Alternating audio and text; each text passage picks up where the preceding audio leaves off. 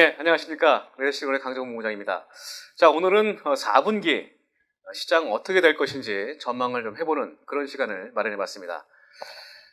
자, 최근 코로나19 전 3월 말에 지수가 1439포인트 최저점을 찍은 이후에 최근 5개월 동안 단기 급상승의 모습을 보였습니다. 특히 이제 코스피 지수도 강한 월봉 캔들인데 5개월 연속 상승을 보이면서 시장의 단기 과열된 모습이 아닌가라는 생각이 들 정도였죠, 최근에. 하지만 9월달 들어서 음봉 캔들이 실현되면서 기술적으로 차익 매물의 실현, 그만큼 또 주종 패턴의 모습도 나타날 수밖에 없는 게 시장이죠. 그래서 그런 징후가 최근에 나타나고 있다는 겁니다. 자, 그렇다면 최근 고객 예탁금과 신용 잔고 또 어떤 추세를 보이는지 한번 확인해 보도록 하겠습니다. 현재 코스피 지수입니다. 9월 25일 2278.79포인트였죠. 코스닥 지수는 88.28포인트의 모습을 보여주고 있습니다. 자, 현재 고객 예탁금은 55조 수준입니다. 지난 9월 4일 최고 63조를 터치한 이후에 55조대에서 더 이상 증가는 하지 않고 있는 상황입니다. 하지만 신용잔고는 계속 늘어나고 있는 모습을 보여주고 있죠. 9월 17일 최고 17조가 넘으면서 B2 열풍이 계속 이어지고 있는 그런 양상을 보여주는 상황입니다. 시장에 우려가 될 수밖에 없는 상황이죠. 아무래도 매도 차익 실현이 나올 수 있는, 또 신용 잔고는 말 그대로 기간이 있기 때문에 반대 매매로 추세될 수 있는 그런 상황이 큰 상황입니다.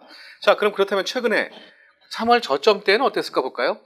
3월 19일 저점대였습니다. 3월 말 기준 38조의 예탁금이었습니다. 그때 신용잔고는 7조 8천억이었죠. 신용잔고가 상당히 많이 늘어났다는 겁니다. 그만큼. B2 열풍이 좀 많아지고 있다. 이렇게 좀 보면 될 것 같습니다. 최근에 각 증권사에서 신용잔고를 제한하면서 인위적으로 지금 신용잔고가 늘지 않고 있습니다만 신용융자에 대한 B2 열풍은 계속 늘어나고 있다. 시장의 조정은 좀 불가피하지 않은가 그런 생각이 듭니다. 현재 9월 24일 현재죠. 55조, 신용융자는 17조. 정체는 되고 있습니다. 그만큼 증권사에서 신용융자를 좀 제한하고 있는 그런 모습을 보여주고 있어서 인위적인 감축 효과가 보여주고 있다라고 좀 보시면 되겠습니다. 자, 그렇다면 최근에 시장 강세의 모습을 보였는데, 자, 그동안 어떤 모습을 보였는지 보겠습니다. 이 예탁금과 신용잔고를 정리하는 이유는 이거를 파악해야 시장에 대한 대응을 가능하기 때문에 먼저 말씀을 드린다는 거 참고하시기 바라겠습니다. 자, 기준일을 3월 19일 최저점대로 잡았습니다. 코스피 지수 1450.64포인트, 코스닥 지수는 428.35포인트였었죠. 자, 8월 13일 코스피 지수가 최고 상승했을 때 458.17포인트였습니다. 이때 지수 상승률은 60.2%, 예탁금 증가율은 31.1%의 증가율을 보였습니다. 신용자 잔고는 99.6%였죠. 자, 그런데 9월 16일 코스닥이 최고점을 찍었을 때 고객 예탁금 증가율이 최고를 기록했습니다. 그렇죠? 그 다음에 신용자 잔고율도 증가율도 126.9%로 이 기준 대비 3월 19일 기준 대비해서 대폭 늘어나는 모습을 보였죠. 자, 그럼 코스닥에 대한 개인들의 투자가 많다는 얘기죠. 코스피보단 코스닥 쪽에서 개인들의 비트 열풍이 심해지고 있다. 이렇게 좀 보시면 좋을 것 같습니다. 자, 현재는 44%, 120%의 신용융자 증가율을 보여주고 있다는 것도 참고를 하시면 되겠습니다. 자, 제가 고객 예탁금과 신용융자 증가율을 말씀드린 이유는 코로나 이후로 지수를 견인했던 거래대금의 주체가 소위 말하는 동안게임이었죠. 코스피, 코스닥, 공이 거래대금의 대부분이 70% 이상이 개인들이 차지했다는 겁니다. 그래서 제가 처음에 여러분들께 고객 예탁금 증가율과 신용융자 잔고율을 설명드렸다는 거 참고하시기 바라겠습니다. 자, 그동안 시장 주도주는 BBIG7, 바이오 배터리, 인터넷 게임 7종목이 강세를 보였었죠. 시장을 주도하고 지수를 견인하는 그런 모습을 보였습니다. 자, LG화학 볼까요? LG화학 3월 19일 저점에서부터 9월 24일 기준, 종가 기준입니다. 170%의 상승을 보였습니다. 전지 사업에 대한 성장성이 상당히 높았었죠. 최근에는 전지 사업 부분을 물적 불안하면서 약세를 보이는 모습을 보여주고 있는데 그만큼 LG화학이 시장을 주도했던 그런 모습이었다고 보시면 되겠습니다. 그리고 카카오 네, 지수 상승률이, 주가 상승률이 162%를 넘었습니다. SDI가 125%, 그 다음에 네이버, 셀트리온, 바이오로직스, NC소프트까지. 네, 코스피 상승률보다 다 높게 상승했죠. 네, NC소프트만 제외하고 그런 모습을 보였습니다. 네, 시장의 주도주, 꿈의 가치를 품은 기업들에 대한 상승률이 상당히 높았다. 네, 시장의 주도주의 역할을 했다는 겁니다. 자, 다음 장 보겠습니다. 코스피가 5개월 연속 상승을 했는데, 네, 9월 달에 음봉 캔들 실현했는데, 역시 이 종목, 세 종목도 마찬가지입니다. LG화학이 9월 달에 음봉 캔들이 실현됐고, 삼성 SDI 역시 마찬가지입니다. 음봉 캔들이 실현되면서 조종세 양상을 보여주고 있다는 거죠. 네, 카카오도 역시 마찬가지입니다. 네, 조종세 양상을 보여주면서 그동안 너무 상승했기 때문에 조종은 불가피하다. 이렇게 좀 판단하시면 좋을 것 같습니다. 연동되는 주가 흐름 판단하시면 좋을 것 같고요. 한미 증시 보겠습니다. 자, 미국 다우지수입니다. 다우지수 월봉. 다우지수도 5개월 연속 양봉 캔들 이후에 이번 달에 음봉 캔들이 실현됐습니다. 자, 그리고 나스닥입니다. 나스닥도 역시 마찬가지죠. 5개월 연속 양봉 캔들 출현 이후에 9월 달에 음봉 캔들 출현하면서 완연한 조정세 국면을 보여주고 있다라고 판단하시면 좋을 것 같습니다. 자, 코스피도 마찬가지죠. 5개월 상승, 9월 달 음봉. 코스닥도 마찬가지입니다. 네, 이만큼 미국 시장과 연동되는 국내 시장을 우리가 회피할 수는 없겠죠. 자, 그렇다면 추석 이후에 10월 달에는 어떤 패턴의 모습을 나타낼지 우리가 한번 예상을 해봐야 되겠죠. 자, 먼저 기본적으로 코스피 지수 5개월 상승에 따른 단기 피로감 형성. 네, 이거는 뭐 미국 증시도 마찬가지입니다. 자, 그렇다면 이게 세부적으로 들어가 봐야 되죠. 기술적으로는 이런 모습이 예상이 되는데, 자, 미국 증시 보겠습니다. 미 증시는 미 정치권 추가 후보정책 협상이 지연되고 있습니다. 네, 민주당과 공화당 양당이 지금 지연되고 있는 상황이죠. 11월 3일 대선과 맞물려서 지금 지연되고 있는 상황이고, 또 미중 갈등, 미역 갈등이 심화되고 있습니다. 또 하나 대선 불확실성이 부각되고 있는 상황이죠. 네, 현재로서는 바이든 후보가 좀 앞서 있는 걸로 나와 있습니다. 자, 그래서 FOMC도 방향성이 좀 연준도 모호한 상황을 보여주고 있습니다. 저성장, 저금리 상황이죠, 지금. 네, 그렇기 때문에 물가 상승은 용인하지만 금리는 인하하지 않겠다. 인상하지 않겠다. 자, 이 부분이 시장의 방향성을 모호하게 하고 있습니다. 그런 측면에서 지금 미국 시장도 갈피를 못 잡고 있다. 이렇게 좀 쉽게 정리를 해드릴 수 있을 것 같아요. 자, 그 다음에 말씀드렸던 것처럼 추가 부양치 통과 기대감이 낮아지고 있습니다. 일단은 지금 셧다운을 면하기 위해서 하원에서 임시 예산안을 승인했죠. 10월 1일에 부터 시작되는 12월 3일까지 기간은 벌어놨습니다. 추경안 임시 예산안이 통과했다는 얘기입니다. 자, 그래서 일단 이 추경안 통과가 가장 중요한 관건이다. 미국 시장이 상승 추세로 가기 위해서는 이 추경안 통과가 아주 중요한 관건이라고 보시면 좋을 것 같고요. 자, 그렇다면 현재 이 상황을 봤을 때는 미증시도 상방으로 보기 좀 어렵다.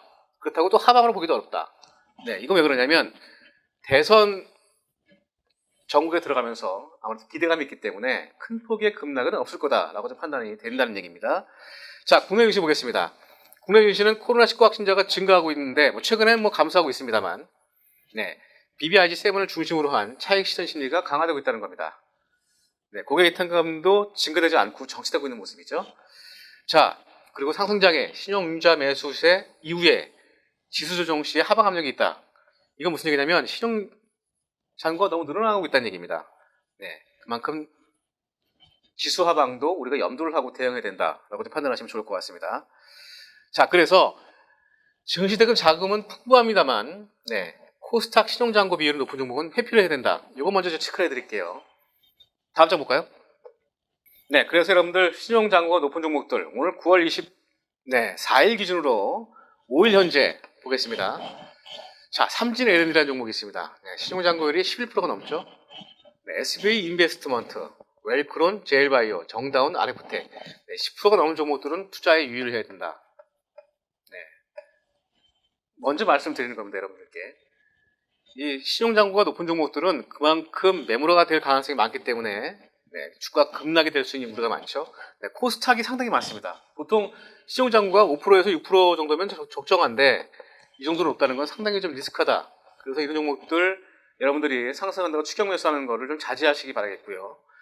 자, 코스피 상징적으로 10% 이상 넘은 종목들이 별로 없습니다. 세 종목이 있네요. 써니전자, DPC, 대광산업이 있습니다. DPC는 네, 빅히트 엔터테인먼트, 네, BTS 관련돼서 투자를 한 기업이죠. 아무래도 그 다음 달 청약 이후에 하반기를 기대로 한 신용 매수가 아닌가 싶습니다. 미국 증시의 초점과 관심은 뭘 가져야 될까 보겠습니다. 자, 9월 29일 미국의 첫 대선 토론을 실시합니다. 9월 29일이면 현지 시간입니다. 우리나라는 한 10월 1일 되겠네요. 9월 30일 정도 되겠죠? 네. 자, 코로나19와 관련된 부분, 경제, 또 연방대법원 인사론이 지금 미국 연방대법관이 사망했죠. 이 임명을 둘러싸고 지금 갈등이 심화된 상황입니다. 네, 우리나라 비슷하게 뭐 여권과 야권 이렇게 공이 좀 평등하게 나타나는데 이번에 트럼프가 임명하려고 하는 대법관은 보수적인 성향을 가진 사람을 임명하려고 하고 있습니다. 네, 만약에 대선을 질 경우에 불복할 수 있는 그런 여지를 마련하려고 하는 게 아닌가 그런 생각이 들기도 하고 또 그런 얘기도 나오고 있습니다. 자, 10월 대선 판도에 촉각되는 시장이 될 것으로 보여지고 있고 현재는 바이든이 우세하다. 그렇다고 뭐 시장이 상승도 하지 않을 거지만 하락도 하지 않을 것이다. 자, 이 토론을 중심으로 한 대선 전국에서 관망 분위기가 지속될 것이다라고 판단되어집니다. 자, 그렇다면 10월 달에는 아무래도 관망 분위기가 좀 이어질 것으로 판단되어지지만 10월 중후반부터 갈수록은 어느 정도 윤곽이 나오겠죠. 그렇게 되면 증시 친화적인 트럼프와 또 이런 바이든의 새로운 정책 기대감을 일리는 동반적으로 상승할 수 있을 것이다 라고 판단이 되어집니다. 그래서 10월 하순 이후에는 시장의 방향성을 좀 갖지 않을까 그런 생각을 조심스럽게 지켜봅니다. 자, 국내 증시 10월 달에는 먼저 지수 먼저 말씀드리겠습니다. 지수는 2200 하방을 왜 말씀드렸냐면 코로나 이전 수준입니다. 그리고 경기선 121평선을 깨진 않을 것이다 라고 판단해서 2200포인트를 설정을 했고요. 상방 21평선 2480포인트에서 2400포인트까지는 상승할 것이다 라고 판단을 해서 설정을 했습니다. 코스닥은 770과 865 역시 코스닥도 마찬가지 121평선 경기선을 하회하지 않겠다라고 생각해서 770포인트를 하방으로 설정했다는 거 참고하시기 바라겠습니다. 뭐 이거는 뭐 워낙 예측이라는 게 의미가 없으니까 참고로 여러분 대응하시되 단 121평선 경기선을 깨면 안 된다. 깨지지 않을 것이다 라고 이거는 확신을 좀 가질 수 있을 것 같습니다. 자, 그리고 미중 갈등 속에 상승 모멘텀이 약화될 것이다. 뭐 이거는 뭐 늘 언급드렸던 부분이지만 그렇게 보시면 될 것 같고요. 말씀드렸던 것처럼 지수 120선 하방 지지 확인. 코로나 이전 저가 매트 부각. 이 2200포인트가 코로나 이전의 수준입니다. 그러니까 저가 매트가 충분히 가능하다는 얘기죠. 이 부분 좀 참고하시면 좋을 것 같습니다. 자, 10월 달에 이렇게 좀 대응하시면 좋을 것 같고 11월 달에 이때는 이 대선 결과에 따라서 뭐 일단은 어쨌든 간에 트럼프가 되든 바이든이 되든 지수 상승 기대 새로운 정책 기대감과 또 새로운 또 시작의 어떤 알림이 나오면서 상승 추세가 될 것으로 전망이 되고 있습니다. 아무래도 11월, 그러니까 10월 달에는 11월 달에는 상승, 12월 달, 이때가 좀 걱정입니다. 겨울철에 들어가면서, 코로나 또 재유행이 또 우려가 되죠. 독감과 마찬가지로. 자, 그리고 대주주 양도세 회피 물량이 나올 것으로 보여집니다. 매년 하반기에 내년도에는 내년 4월 달에는 대주주 기준이 3억이죠. 현재는 10억입니다. 그래서 이때의 차익 매물이 충분히 나올 것이다. 그럼 12월 달은 조정을 받을 것이다라고 판단하시고 대응하시면 좋을 것 같습니다. 그렇다면 10월 달에는 중, 11월에 상, 12월에 하루 좀 보시고 대응하시는 전략이 일단 큰 그림에서 좋을 것 같습니다. 자, 다음 장 보죠. 자, 그렇다면 투자 전략은 어떻게 가져야 되는지 봐야 되겠죠. 자, 먼저 현재 가장 미국 대통령 당선이 유망한 바이든이 당선됐을 때 바이든 그린뉴딜 관련주가 부각될 것으로 보여집니다. 전기차와 수소차, 재생에너지 관련주들이 부각될 것으로 보여지고 있고요. 3분기 실적 오는 종목 아주 중요하죠. 또 하반기 실적 어떤 종목들 관심 가져야 되고요. 그 다음에 경기 회복 수혜주, 경기 회복이 수혜될 것이다.